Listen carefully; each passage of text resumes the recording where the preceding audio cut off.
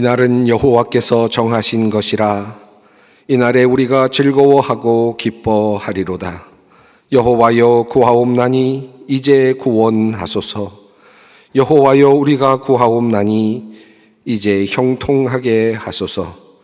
하나님은 영이시니 예배하는 자가 신령과 진정으로 예배할지니라.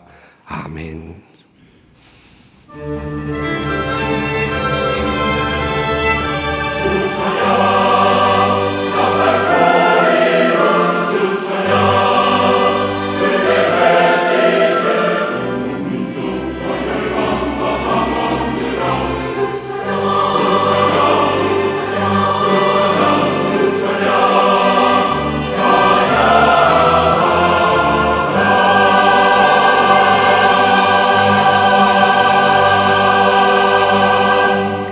영원히 찬양받으실 주 여호와 우리 아버지 하나님, 그 놀라우신 능력과 크신 은총을 인하여 주께 영광 돌립니다. 죄와 사망에서 우리를 건지신 주 예수 그리스도의 은혜를 찬양하옵고, 오늘도 우리와 함께 하시며 날마다 새롭게 하시는 성령의 놀라운 역사로 인하여 주께 찬송을 부릅니다. 성부, 성자, 성령께 세세무궁토록 영광이 있을지어다. 아멘. 다 함께 일어나셔서 15장 찬송 부르시겠습니다.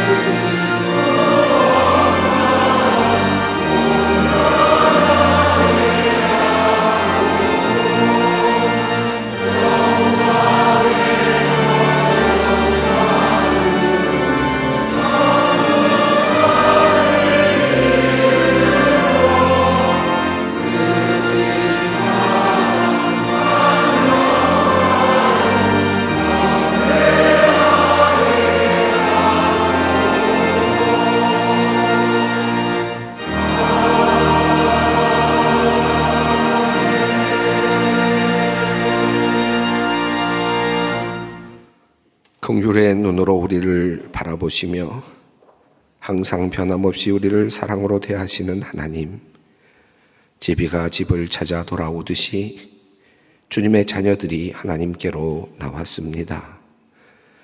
주님 안에서만 참된 안식이 있음을 알기에 우리의 목마름과 배고픔과 절망과 두려움과 고통을 모두 주님 앞에 내어놓습니다. 오늘도 우리에게 살 길을 열어주시고 생명의 양식으로 먹여주시옵소서. 하나님, 오늘도 우리의 모습은 초라합니다. 주님을 기쁘시게 해드릴 만큼 온전하고 거룩한 삶을 살아내지 못하였습니다.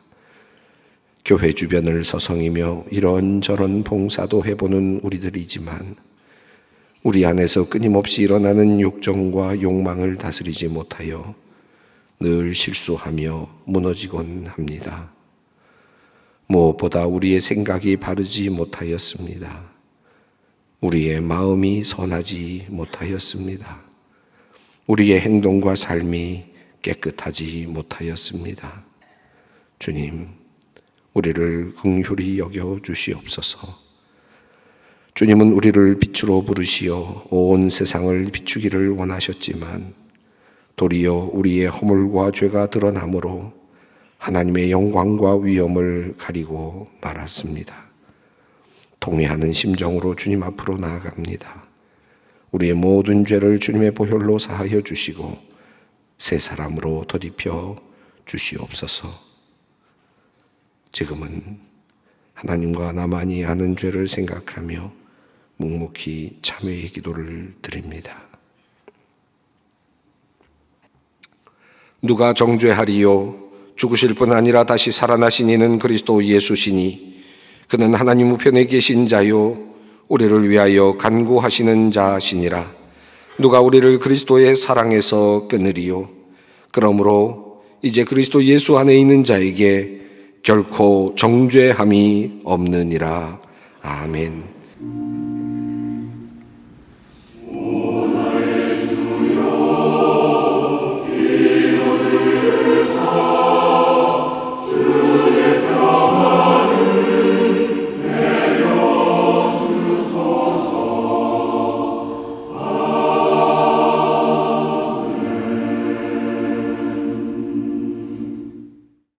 오늘 우리에게 주시는 하나님의 말씀은 신약성경 히브리서 3장 12절로 14절 말씀입니다. 히브리서 3장 12절로 14절까지 말씀입니다. 이 계시의 말씀을 봉독할 때 다 함께 살아계신 하나님의 음성을 들으실 수 있기를 바랍니다. 형제들아, 너희는 삼가 혹 너희 중에 누가 믿지 아니하는 악한 마음을 품고 살아계신 하나님에게서 떨어질까 조심할 것이요 오직 오늘이라 일컫는 동안에 매일 피차 권면하여 너희 중에 누구든지 죄의 유혹으로 완고하게 되지 않도록 하라. 우리가 시작할 때에 확신한 것을 끝까지 견고히 잡고 있으면 그리스도와 함께 참여한 자가 되리라. 아멘. 그리스 신화에 나오는 오르페우스와 그리고 그의 아내인 에우리디케에 관한 사랑의 이야기는 아마 여러분이 많은 분들이 알고 계시리라 생각합니다. 음악의 신인 아폴론 신의 아들이지요. 바로 오르페우스는 아주 탁월한 음악적 실력을 가지고 있었고 특별히 리라라고 하는 악기를 잘 연주하는 음악가였습니다. 그에게는 아내가 있었는데 에우리디케라고 하는 아내였습니다. 참 어여쁜 그런 아내였는데 그만 독사에 물려서 그만 세상을 떠나가게 됩니다. 아내를 잃어버린 슬픔에 가득 차 있던 이 오르페우스는 그 슬픔으로 괴로워하다가 지하세계 저승까지 아내를 찾아 떠나가게 됩니다. 벳사공 포네 앞에서 또 리라 연주를 해서 감동을 주어서 또 배를 타고 강을 건너기도 하고 또 지하 문지기에게 감동을 주어서 또 그 지하문을 통과하기도 하였습니다. 마침내 저승의 신인 하데스 앞에 서게 됩니다. 그리고 그는 그곳에서 아름다운 리라 연주를 하게 됩니다. 그리고 하데스의 감동을 주게 됩니다. 그리고 그가 이제 하데스는 에우리디케를 이제 오르페우스가 데리고 나갈 수 있도록 허락을 해 주었습니다. 저승에서 이제 이승으로 이 세상으로 나갈 수 있게 해 주었던 거죠. 그런데 한 가지 조건이 있었습니다. 그것은 바로 이승에 도달할 때까지, 지상 세계에 도착할 때까지 절대로 뒤를 돌아보아서는 안 된다라고 하는 그런 이야기였습니다. 그 조건이었죠. 결국 죽음의 세계를 통과해서 열심히 이 오르페우스는 자신의 아내를 데리고 저승에서 이승으로, 이 세상으로 오게 됩니다. 마지막 순간에 막 이승에 도착하는 바로 그 순간에 혹시나 하는 마음으로 뒤를 돌아보죠. 결국 그것 때문에 오르페우스를 그만 놓치게 되었습니다. 영원한 이별을 고하게 되었습니다. 참으로 안타까운 이야기가 에우리디케와 또 오르페우스의 이야기를 할 수 있겠습니다. 이런 안타까운 이야기는 여러 화가들에 의해서 그림으로 그려지기도 했는데요. 그 중에 대표적인 작품이 프랑스의 화가 까미유 코로가 그린 그림입니다. 이 그림을 보면 전체적으로 스산한 느낌이 들죠. 마치 지하세계인 것 같습니다. 저 멀리서부터 지하세계로부터 이 오르페우스는 자신의 아내를 데리고 이제 이승으로 막 도착하려는 듯 보입니다. 이 이승 쪽으로 보면 이제 조금 더 색깔도 있고 그리고 밝은 느낌도 조금 드러납니다. 자, 그런데 리라라고 하는 이 연주 악기를 마치 횃불처럼 들고 그리고는 아내를 붙잡고 그렇게 막 이승으로 들어가는 장면입니다. 그런데 그만 바로 이 다음 장면에서 뒤를 돌아보게 됨으로써 결국은 아내를 놓치게 되는 겁니다. 참 어찌 보면 힘차게 걸어가는 이 모습이 참 멋져 보이긴 한데 그 다음에 그만 그가 그 아내를 놓치게 되는 장면을 상상해 본다면 너무나도 슬픈 이야기가 아닐 수 없겠습니다. 뒤를 돌아보면 안 된다라고 하는 이야기는 성경에도 있죠. 롯의 아내가 뒤를 돌아봅니다. 그리고 소금 기둥이 되었더라 성경은 말씀하고 있습니다. 이 뒤를 돌아본다 라고 하는 말, 이것은 물론 세상적인 것, 소돔과 고모라의 영광을 돌아본다라는 의미도 있지만 약속대로 뒤를 돌아보지 말라라고 하는 약속대로 지키지 못한 참을성이 없는 그리고 견뎌내지 못한 인간의 모습을 표현하고 있다고 할 수 있겠습니다. 인생을 살면서 그렇게 정말 끝까지 참아내지 못함으로써 어려움을 당하고 힘든 인생을 살아가는 사람들을 우리는 종종 보게 됩니다. 또 인생을 살아가면서 가장 인간에게 중요한 덕목이 무엇일까라고 생각을 해보면 그 중에 하나가 바로 견디는 힘이 아닐까, 견딜 수 있는 능력이 아닐까라는 생각도 해보게 됩니다.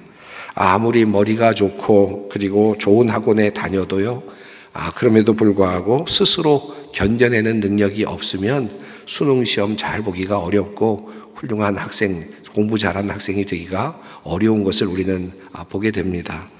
또 아무리 좋은 생각 가지고 있고 나름의 전략을 가지고 있어도 견디는 힘이 없으면 실제적으로 사업에서도 그렇고 가정에서도 그렇고 또 어떤 고난의 시간에도 자신이 견디는 그 능력이 없으면 결국은 실패하게 되는 것을 우리는 종종 보게 됩니다. 이 견디는 능력이 참 중요하다라고 생각을 할 수 있겠습니다. 견뎌내는 것, 끝까지 그 붙잡고 해내는 것, 그 해낼 수 있는 능력, 이것은 어쩌면 정신적인 능력일 수도 있을 것 같습니다. 우선 정신적으로 능력이 있어야 되겠죠. 강인한 정신적인 그런 능력이 있어야 포기하지 아니하고 끝까지 견뎌낼 수 있을 것입니다. 육체적으로 보아도 이렇게 또 견뎌내는 능력이 필요하다고 생각하면 육체적인 체력도 하나의 견뎌내는 능력에 속한다고 할 수 있을 것 같습니다. 우리가 운동을 하지 않습니까? 운동을 하면 점점 체력이 좋아지죠. 또 근육도 생겨나게 됩니다. 그렇게 되면 무언가를 할 수 있는 능력이 만들어지고 또 체력이 만들어져서 뭔가 지탱할 수 있는 힘이 생기죠. 마운틴 클라이밍이라고 하는 산에 올라가거나 또는 절벽 같은 데를 이렇게 손을 붙잡고 올라가는 그런 일을 하는 분들이 있는데, 사실 그렇게 올라가는 사람들에게 있어서 중요한 것은 체력이 아닐까 생각합니다. 한마디로 말하면 견뎌낼 수 있는 체력, 견뎌낼 수 있는 힘이 중요하지 않을까 생각이 들죠. 우리가 그 절벽을 올라갈 때 어느 자리에 발을 옮겨 놓으면 좋다, 또는 어느 자리에 손을 옮겨 놓고 어떤 방식으로 붙잡으면 잘 올라갈 수 있다, 나름대로의 방법을 배울 수는 있겠죠. 그러나 아무리 그렇게 잘 올라갈 수 있는 방법을 터득한다 하더라도 벼랑에 섰는데 자기 자신이 그것을 붙잡아낼 수 있는, 자기의 몸을 붙잡을 수 있는 그런 체력이 없으면, 손아귀에 힘이 없거나 어떤 체력이 없으면, 근육이 없으면 아마 절벽에서 떨어지고 말 것입니다. 자, 그러니까 자신에게 중요한 것은 체력이 중요하다라고 말할 수 있겠습니다. 견뎌내는 힘 중에는 정신적인 강인함도 있겠고요, 또 하나 견뎌내는 힘 중에는 체력적인 강인함도 존재하리라 생각이 듭니다. 그래야 우리는 견뎌낼 수 있겠죠. 또는 이 두 가지가 함께 어우러져서 우리는 견뎌내는 힘으로 작동할 때가 있습니다. 정신력도 좋아야 되지만 체력도 좋아야 수능 시험도 잘 견뎌낼 수 있고, 또 모든 어렵고 힘든 일들을 잘 견뎌낼 수 있을 것입니다. 이 모든 것들이 조화롭게 이루어져야 견뎌낼 수 있을 것이다 라고 말할 수 있겠습니다. 이것은 영적인 생활에도 마찬가지라고 할 수 있겠습니다. 우리가 영적인 삶을 살면서 뭔가 견뎌내는 능력, 영적으로 견뎌내는 능력이 필요하다라는 사실을 자주 깨닫게 됩니다. 우리가 영적으로 살아간다는 것, 하나님께서 원하시는 길, 하나님께서 어떻게 살라고 하시는지 이것을 모르지는 않습니다. 우리 모두는 다 성경을 통해서 하나님께서 우리에게 원하시는 바가 무엇인지를 잘 알고 있죠. 예를 들면 시편 1편의 말씀이 그렇습니다. 복 있는 사람은 악인들의 꾀를 따르지 아니하며 죄인들의 길에 서지 아니하며 오만한 자들의 자리에 앉지 아니하고 오직 여호와의 율법을 즐거워하여 그의 율법을 주야로 묵상하는 도다. 그는 시냇가에 심은 나무가 철을 따라 열매를 맺으며 그 잎사귀가 마르지 아니함 같으니 그가 하는 모든 일이 다 형통하리로다. 하나님께서 시편 1편을 통하여 우리에게 분명히 말씀해 주셨습니다. 형통하는 길, 시냇가에 심은 나무가 시절을 쫓아 열매를 맺는 것 같은 그와 같은 형통함의 길을 성경은 우리에게 분명히 말씀해 주었습니다. 악인의 길을 따라가지 아니하는 것, 그리고 죄인들의 길에 서지 아니하는 것, 오만한 자들의 자리에 앉지 아니하는 것, 이와 같은 삶을 통해서 우리는 형통의 삶을 살 수 있다라고 성경은 우리에게 분명하게 말씀하고 있죠. 자, 그럼에도 불구하고 우리가 그러면 오만한 자의 자리에 항상 앉지 않을 수 있습니까? 또는 죄인들의 길에 서지 않을 수 있습니까? 악인들의 그 자리에 꾀를 따르지 않을 수 있습니까? 때로는 악인들의 꾀를 따르게 되고 죄인의 길에 서기도 하고 오만한 자의 자리에 앉기도 하죠. 이것이 우리의 문제라고 할 수 있겠습니다. 우리의 영적인 삶을 보면 이와 같은 일들이 자주 일어나곤 하는 것을 봅니다. 2주 전에 설교 말씀을 드렸는데 2주 전에 설교 말씀의 제목이 뭔지 아십니까? 기억 못하시는 것이 당연하겠지만 그러나 슬기로운 입술에 대해서 말씀을 드렸습니다. 따뜻한 말을 하자, 슬기로운 말을 하자라는 그런 말씀을 드렸죠. 지난주에 제가 설교 말씀을 드렸는데 무슨 말씀을 드렸습니까? 원망하지 말자라는 말씀을 드렸습니다. 우리가 원망하지 말고 또 감사로 채우자, 기도로 채워가자라는 말씀을 드렸습니다. 여러분, 이 말씀을 듣고 한 주 동안 또는 2주 동안 어떻게 사셨습니까? 아마 가시면서 결단하셨을 거예요. 따뜻한 말을 해야지, 또 원망하지 말아야지, 오직 기도로 살아야지, 이런 마음을 가지셨겠지만 그러나 하루 지나고 이틀 지나서 여러분 어떻게 되셨습니까? 안 봐도 거의 알 수 있습니다. 그렇죠? 잘 알 수 있을 것 같았는데 따뜻한 말로 우리 가족들을 돌봐야지, 따뜻한 말로 우리 이웃들을 돌봐야지, 따뜻한 말로 우리가 살아야 되겠다라고 결단을 했지만 그러나 어느 순간에 따뜻한 말이 아닌 또 다른 차가운 말로 또는 비난의 말로 바뀌어져 있는 나의 모습을 우리는 종종 보지 않았습니까? 우리 어린 아이들 설교 말씀을 듣고 이제 아이들에게 가서 내가 따뜻하게 좀 격려하는 말을 해줘야 되겠다라고 생각을 하고 집에 가셔서 자녀들에게 따뜻한 말 나름대로는 열심히 노력해서 그렇게 해서 따뜻한 말을 했는데 아이들의 반응이 시큰둥합니다. 청소년기, 사춘기니까 당연하겠죠. 그러면 어떻습니까? 갑자기 마음이 이상해지면서 내가 이렇게 따뜻한 말을 했는데 네가 이럴 수 있느냐라고 해서 또 야단을 치게 되지 않습니까? 따뜻한 말을 해야지라고 생각해서 따뜻한 말을 한번 하고는 결국은 야단치는 일이 이어지는 경우들이 있지 않습니까? 이만큼 우리가 영적인 삶에도 이와 같은 일들이 일어나곤 한다는 것입니다. 지난주, 지지난주에 말씀을 드린 것과 연결해서 생각한다면 우리가 따뜻한 말을 하고 지혜로운 말을 하고 원망하지 않는 말을 하고 원망하지 않는 삶을 살자. 그런데 이것을 우리가 지속적으로 하자. 끈질기게 하자. 끈질기게 한번 해보자 라고 하는 말씀을 오늘 여러분에게 드리고자 합니다.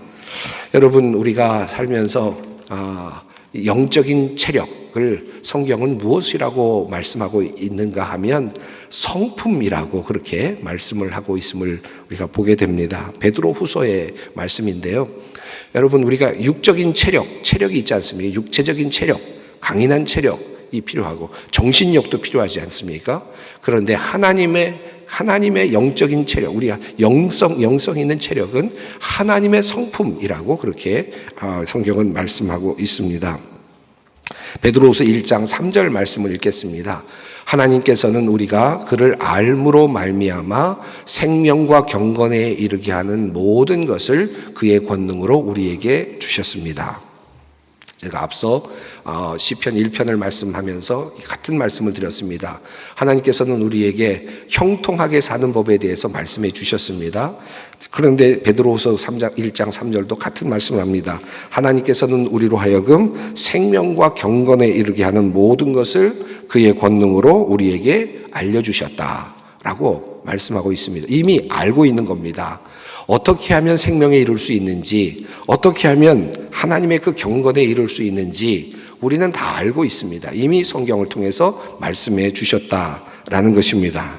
자, 그렇게 함으로써 어떻게 하기를 원하셨느냐 하면 성경은 말합니다. 세상에서 정욕 때문에 부패하는 사람이 되는 것이 아니라 하나님의 성품에 참여하는 사람이 되게 하시려는 것이다 라고 말씀을 하였습니다. 저는 이 하나님의 성품이라는 이 표현이 참 좋습니다.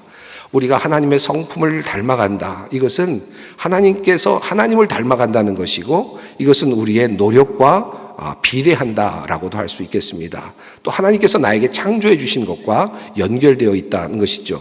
이 하나님의 성품은 내가 노력하는 것이기도 하면서 동시에 하나님께서 나에게 주시는 선물이기도 합니다. 하나님의 성품을 닮은 사람이 되게 하려는 것이다. 이것이 바로 영적인 체력이다라고 말할 수 있겠습니다. 자, 그래서 어떻게 하면 영적인 체력, 하나님의 성품을 담아낼 수 있을까? 성경은 이어서 이렇게 말합니다. 그러므로 너희가 더욱 힘써 너희 믿음의 덕을, 덕의 지식을, 지식의 절제를, 절제의 인내를, 인내의 경건을, 경건의 형제 우애를, 형제 우애의 사랑을 더하라. 하나씩 더해가라 라고 말씀하고 있습니다. 하나씩 추가해 나가라 라고 하는 말씀입니다. 자, 이렇게 하나씩 해 나감으로써 제 성경은 그 이후에 베드로후서 1장 10절 11절에서 이렇게 말씀합니다. 그러므로 형제들아 더욱 힘써 너희 부르심과 택하심을 굳게 하라. 너희가 이것을 행한즉 언제든지 실족하지 아니하리라. 이같이 하면 우리 주 곧 구주 예수 그리스도의 영원한 나라에 들어감을 넉넉히 너희에게 주시리라.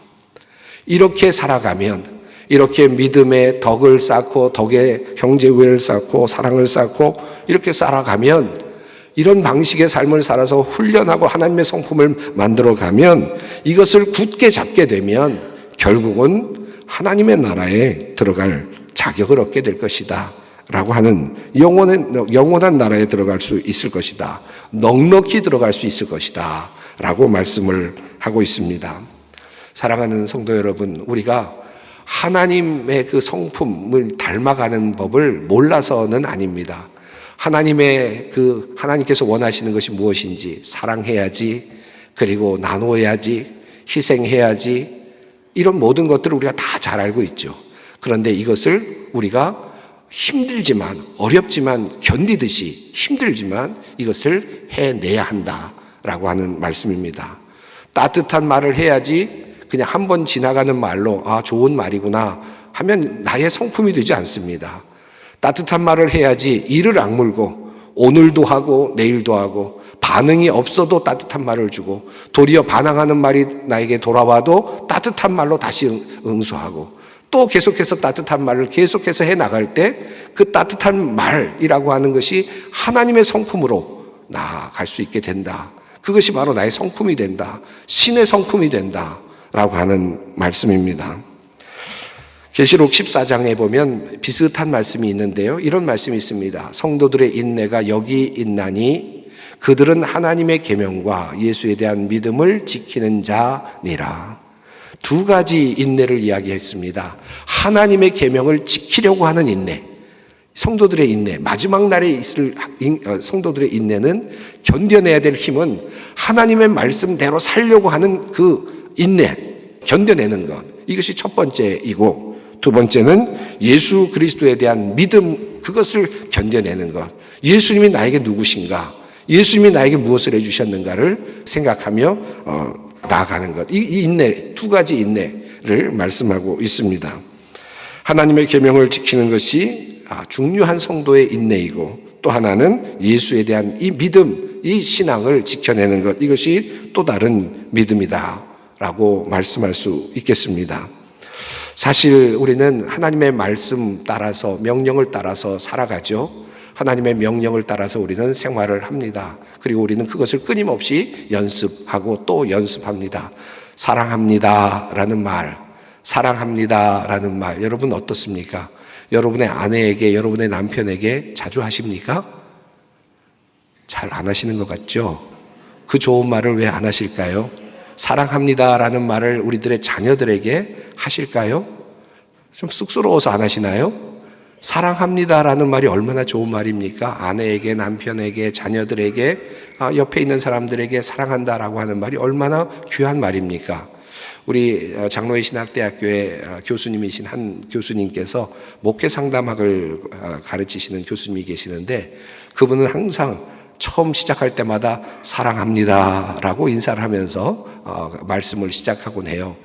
지금 벌써 몇십 년이 돼서 이제는 다 익숙해졌습니다. 학생들이 사랑합니다라고 하면서 인사를 하는데, 그냥도 안 하고 사랑합니다라고 하고 사랑합니다라고 하면서 인사를 하는데, 처음에는 좀 멋쩍기도 하고 왜 저렇게까지 해야 되나라고 생각이 들었는데, 그분이 나중에 이런 말씀을 하시는 것을 제가 들으면서 감동이 되었습니다.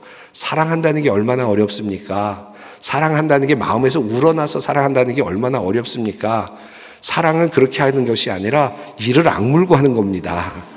사랑할 수 없지만 그럼에도 불구하고 사랑합니다 라고 이를 악물고 사랑하기로 작정하는 겁니다. 그래야 그 사랑이 내 안에 담깁니다. 이런 말씀을 하시는 것을 제가 들으면서 마음에 감동이 되었습니다. 우리들의 그 사랑의 훈련은 그러하고, 또 믿음의 훈련도 그러하고요, 우리들의 신앙의 훈련이 그러합니다. 믿어지지 않고, 사랑이 되지 않고, 희생이 되지 않고, 좋은 이야기지, 좋은 말 해야지, 따뜻한 말 해야지, 원망하지 말아야지, 그런데 그냥 어느 순간에 다 사라져 버리지 않습니까? 이걸 나의 성품으로 만드는 것, 이걸 나의 것으로 만드는 것, 그래서 하나님 앞에 섰을 때 그 성품이 나에게서 드러날 수 있도록 만드는 것, 이것이 진정한 그리스도인의 모습이 아닐까 생각합니다. 그런 의미에서 우리는 이를 악물고라도 사랑합니다 라고 말하는 것이고, 이를 악물고라도 희생하는 것을 배워가는 것입니다. 그것이 나의 성품이 되어가길 원하기 때문입니다. 오늘 본문 역시 우리가 견뎌야 하는 것에 대해서 분명하게 말씀하고 있습니다. 히브리서 3장 14절 말씀입니다. 우리가 시작할 때에 확신한 것을 끝까지 견고히 잡고 있으면 그리스도와 함께 참여한 자가 되리라. 우리가 처음 믿음을 가졌을 때 시작한 바로 그 확신, 사랑의 위력, 믿음의 위력, 소망의 위력, 부활의 능력, 이와 같은 것들을 끝까지 붙잡고 있으면 너는 하나님의 나라에 참여한 자가 될 것이다. 그리스도에 참여한 자가 될 것이다. 라고 하는 말씀입니다. 그저 좋은 이야기야. 그저 그렇게 살면 좋지. 한번 해볼까? 한번 해보고는 그 다음에는 다시 안 되는구나. 포기해야 되겠다. 이런 방식을 가지고는 우리들의 삶은, 신앙적인 삶은 변화가 없을 것입니다. 인내하는 것이 필요합니다. 끝까지 견뎌내는 것이 필요합니다. 사랑하는 성도 여러분, 오늘 그리스도인으로서 인내하는 것에 대해서 말씀을 드리긴 했지만 우리들의 삶 속에서 참으로 인내해야 될 것이 참 얼마나 많습니까? 악한 사람들 옆에서 인내해야 되기도 하고요. 악한 세력들 앞에서 인내하며 처절하게 견뎌내야 될 때도 있고요. 또 나쁜 상사들 밑에서 힘들게 어렵게 인내해야 될 때도 있고요. 여러 가지 인내해야 될 일들이, 참고 견뎌야 될 일들이 얼마나 많습니까? 여러분의 가정에서도 그렇지 않습니까? 가정의 행복을 위해서, 가정의 어떤 사랑, 가정의 어떤 평화를 위해서 인내하고 참고 견뎌야 될 때가 얼마나 많습니까? 아마 여러분 마음속에 속이 타들어가는 그런 인내의 삶을 살아가는 분들도 상당히 많이 있으리라 생각합니다. 그런데 이 인내가 매우 중요합니다. 하나님께서 이 인내를 통하여서 우리를 만들어 가시고 우리를 이끌어 가시기 때문입니다. 잘 참아냈으면 좋겠습니다. 여러분의 가정에서, 여러분의 삶 속에서, 여러분의 사업 가운데서 힘들지만 인내하고 견뎌내야 되는 그 모든 상황 속에서 하나님께서 힘을 주시고 잘 견뎌낼 수 있기를 바랍니다. 마지막으로 제가 한 그림을 보여드리려고 하는데 사실 제가 보여드리고 싶었던 그림은 정작 보여드리지는 못합니다. 제주도에 가면 김영갑 갤러리라고 하는 사진작가 갤러리가 있는데 일찍 세상을 떠난 아주 유명한 아주 훌륭한 사진작가죠. 그분이 그 찍은 사진인데 그것을 제가 여러분에게 보여드리면 이 판권과 관련이 돼서 아마 안 되는 모양입니다. 그런데 그 사진이 너무 좋은데 그 사진을 보여드리고 싶지만 안 돼서 그냥 보여드릴 수 있는 사진을 찾아보았는데 비슷한 사진을 찾아보았는데 갈대가 흔들리는 사진입니다. 이 사진인데요. 근데 이 사진보다 김영갑 그 작가가 찍은 사진은 훨씬 더 폭풍이 치고 아주 그냥 그 갈대들이 막 그냥 흔들리고 있는 그런 모습이에요. 굉장히 아주 뭐랄까 폭풍이 치는 것 같은 그런 그림인데 그걸 직접 보여드리지 못해서 아쉽습니다만은 이런 그런 사진 밑에 한 그 시인이 글을 썼습니다. 이런 글인데요. 숲속의 사랑 16이라고 하는 시인데 이렇게 되어 있습니다. 거센 바람이 시기를 한다. 사랑은 언제나 약한 풀꽃. 그러나 그 바람 사흘을 못 가나니 참아라. 그러면 내가 이기리라. 저는 이 말씀이 항상 좋아요. 성경 말씀도 좋지만 이 시구가 참 좋습니다. 그러나 그 바람 사흘을 못 가나니 참아라. 그러면 내가 이기리라. 여러분이 참고 견뎌야 될 많은 영역들이 있을 겁니다. 신앙적인 영역에서 참고 견딤으로써 하나님의 성품을 만들어가는 것부터 시작해서 운동을 통해서 여러분의 체력을 만들어가는 참고 또 견디는 것으로부터 시작해서 여러 가지 견딤과 참는 것이 있겠죠. 여러분의 상황 속에서 어렵고 힘든 상황 속에서 참아낼 수 있는 귀한 여러분들이 되시기를 바랍니다. 그 바람 사흘을 못 가나니 참아라. 그러면 내가 이기리라. 기도하겠습니다. 사랑의 하나님, 우리에게 하늘나라의 비밀을 열어 보여주시고 그 안으로 들어갈 수 있는 신성한 성품에 이르도록 인도하시니 감사합니다. 단지 아는 것이 아니라 끝까지 견디고 참아내는 인내의 과정을 통해서 우리가 하나님의 나라에 들어가며 신성한 성품에 참여하게 될 것을 배웁니다. 쉽게 쓰러지는 신앙이 아니라 끝까지 버텨내는 신앙으로 우리가 정말 하나님의 나라를 이 땅에서 이루어가도록 역사하여 주시옵소서. 예수님의 이름으로 기도드립니다. 아멘. 이제 다 함께 찬송가 447장 함께 부르시겠습니다.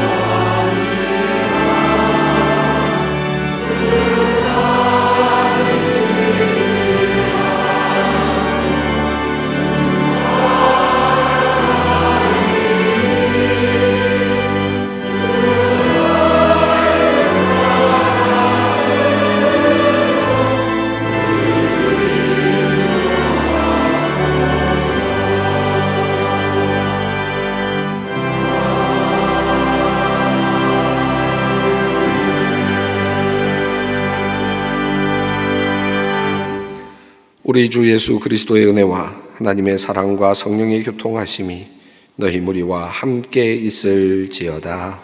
아멘.